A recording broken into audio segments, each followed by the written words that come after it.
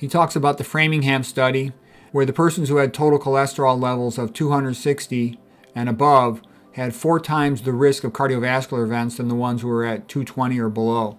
So total cholesterol makes a giant, tremendous, it has a direct correlation with atherosclerosis, coronary artery disease, myocardial infarction risk. And the reason is because it sticks the red blood cells together, thus overcoming the zeta potential, thus making the blood more prone to clotting.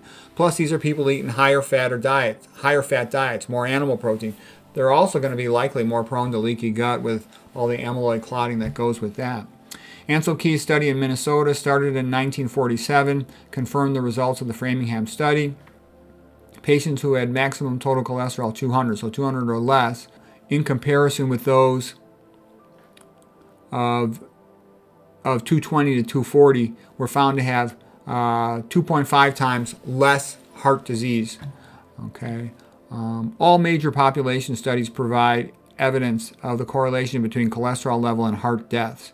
Another researcher, Welch, did angiographic studies of 723 men who were less than 40 years of age.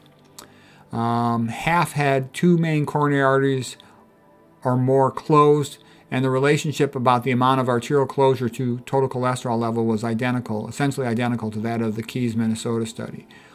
Cholesterol levels of 250 or more had closed arteries, had 3 times as much closed arteries as those with total cholesterol levels of less than 200.